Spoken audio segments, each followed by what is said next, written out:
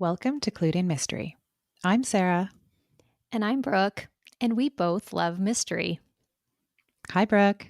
Sarah, it's so good to be talking with you again.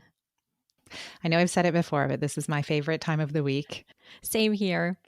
So, today we're going to be talking about short stories, and Sarah has a little summary to start us off. The short story has roots in narrative tradition or storytelling, stretching back to our earliest ancestors. In our historical mystery episode, we learned that some of the earliest historical mysteries were actually short stories. And I gave the examples of The Three Apples from 1001 Nights and Gongan Stories featuring Judge Dee and Judge Bao. Modern mystery fiction has no shortage of short stories to choose from. The earliest authors of crime fiction, many of whom we've spoken about on past episodes, including Sir Arthur Conan Doyle, Edgar Allan Poe, Anna Catherine Green, and Wilkie Collins, published multiple short stories, so readers have lots of options to choose from. And of course, Agatha Christie has some masterful examples. Readers can find short stories from many mystery subgenres, and these are great ways to either sample an author or a subgenre if you don't want to commit to a full-length novel. This is the same if you're watching TV. You can watch an episode of a crime show like Monk or Bones or CSI, and most of the time, everything is wrapped up at the end, which I think for me at least is one of the things that I find most satisfying about short stories. They can usually be finished in one sitting, though there isn't a standard definition or length or word count, and how you and I define a sitting might vary. As an author, I appreciate the skill required to write a short story. I haven't managed to write one yet, but I think it would be fun to give it a try. So, Brooke, I thought today we could start by talking a little bit about some of our favorite short stories or short story collections. Yeah, I would love to. I read a bulk of short stories. I mean, we all do when we're probably high school students. It's definitely something that is in our curriculum then.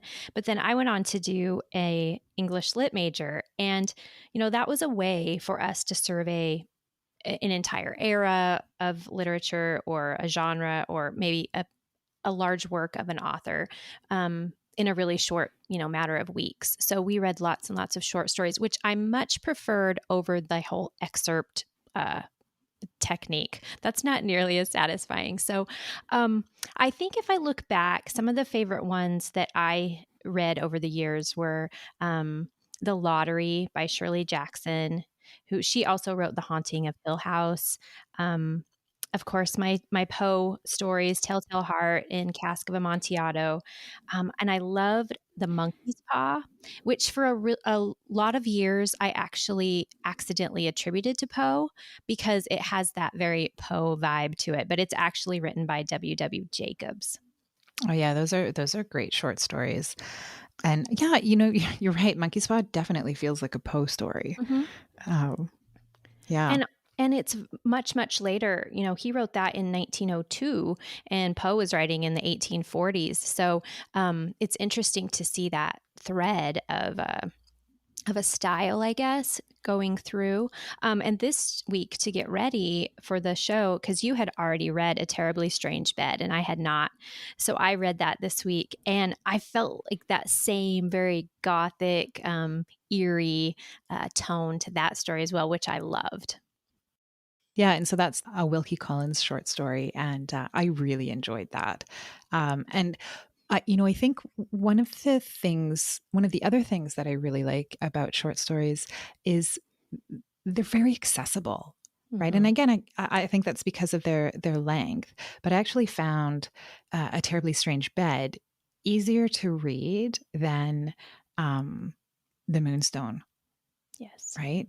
Like it just is for whatever reason, maybe because every word counts in a short story, Mm-hmm. it's just more accessible. Yeah, absolutely. I think that that's true for any of the older authors that we look at from the, maybe 18 or early 1800s or early 1900s. The writing style was much more verbose. And so I agree. The Moonstone, while the story was pretty intriguing, it was a very lengthy book to get through. And I found myself really liking Wilkie Collins' style and approach so much more through the short story. And I think it was maybe because we didn't have like the long, pages worth of description of something. Because, like you say, every word counts in a short story. So, I thought I would share a few examples of either short stories or short story collections if listeners were looking for a particular uh, subgenre. So, I'm going to start with a collection that was published by the Detection Club. And so listeners will remember that this is a invitation only group of authors that was started in the 1930s. And some of the original members published a book, an anthology of stories called Six Against the Yard.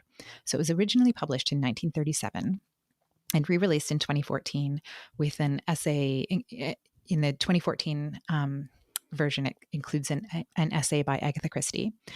In this book, each author has tried to write a perfect murder, and real life Scotland Yard superintendent comments on each story, explaining how he solved it and how it wasn't actually a perfect murder.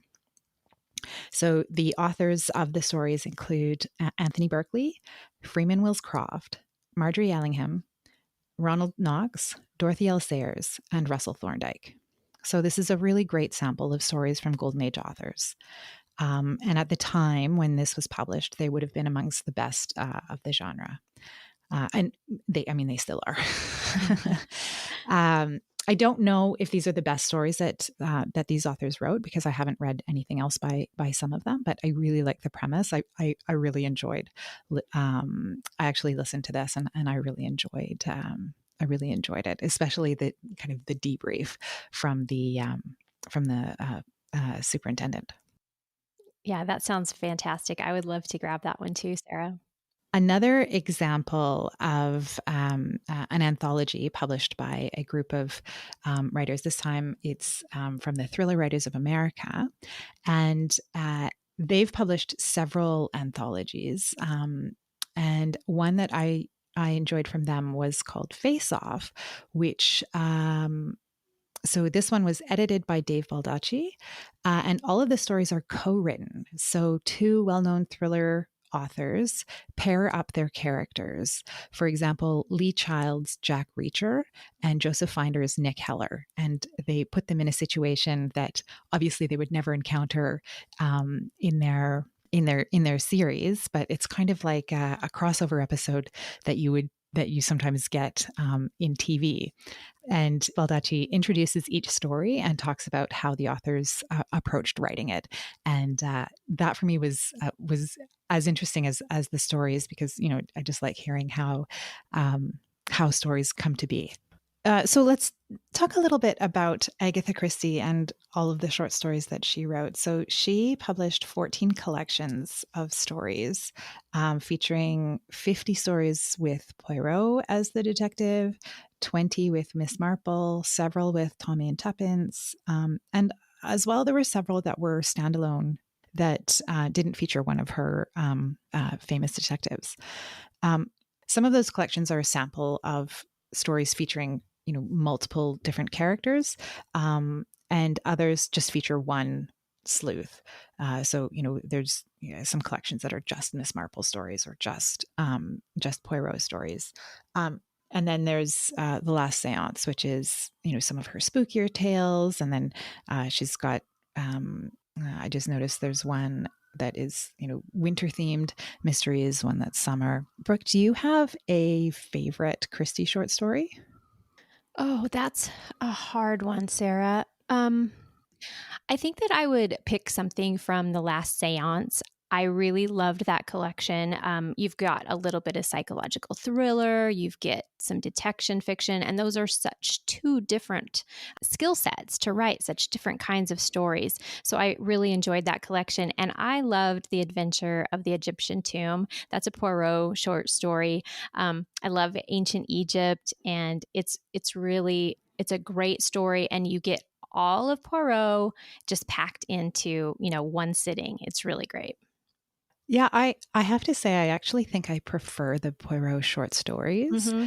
to the Poirot novels. And again, I don't know if that's like we said with Wilkie Collins, because I think Agatha Christie's writing is pretty accessible, whether you're reading one of her novels or one of her short stories. But there's something a little punchier, I think, with Poirot short stories than in the novels. They're all great though. So when I was doing a little bit of research for this episode, Brooke, I realized that G.K. Chesterton, who was one of the Detection Club members, his series Father Brown is exclusively short stories. I did not know that. Well, having them written as short stories, that explains why they were so great as television episodes.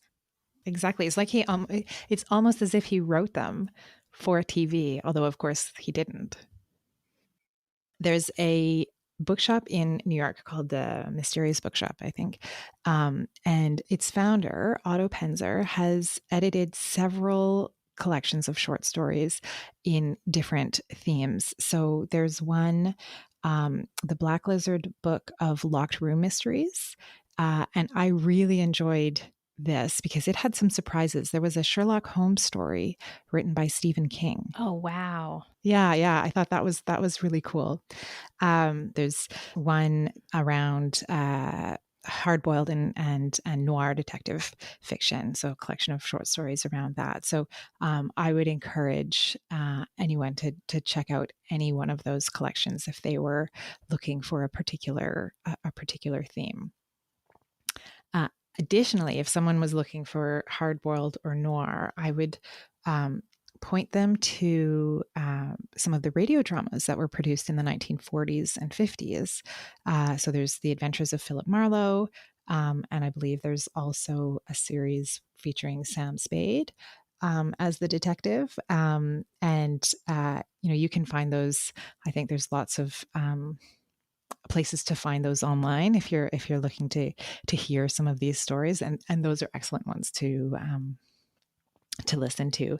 And again, like if you're reading a short story, it's just a much shorter commitment that you're making to see if this is something that you're really interested in reading more of.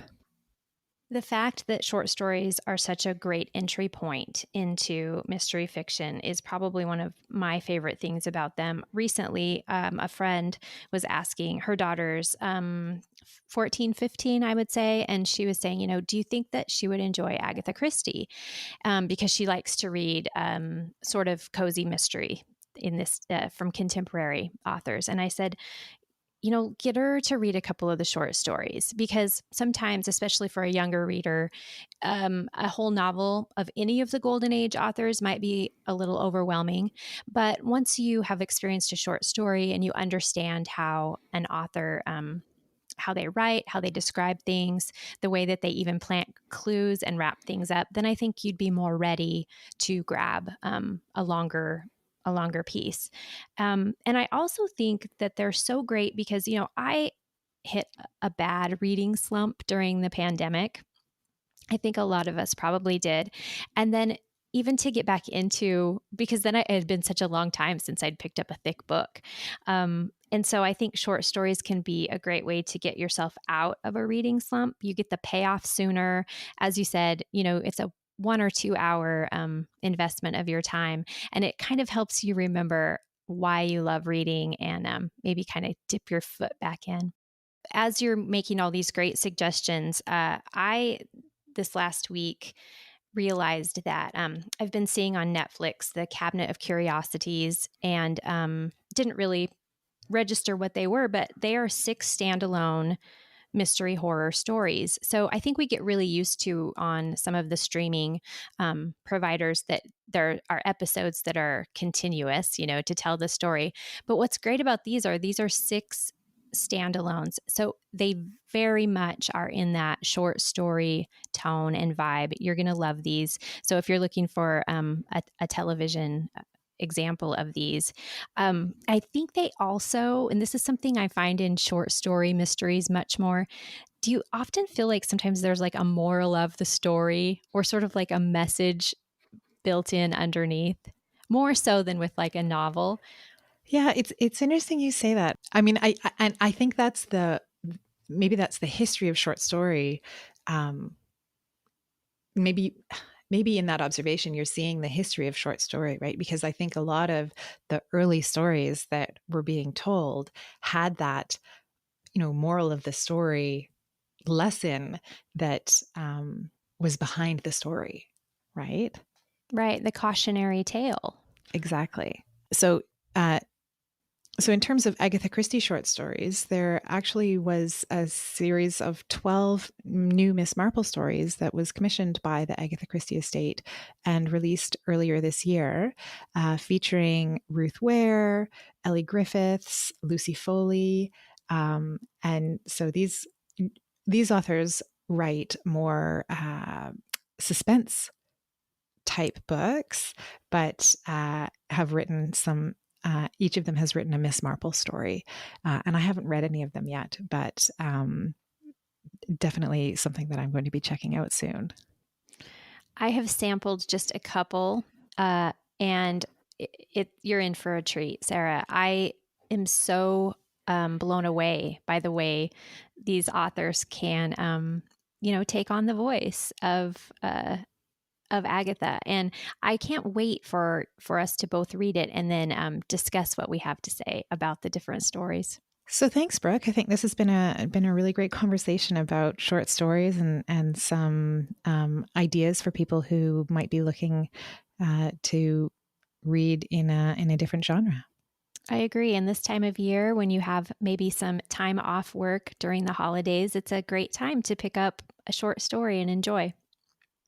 So, for today, everyone, thank you so much for joining us on Clued in Mystery. I'm Brooke. And I'm Sarah, and we both love mystery.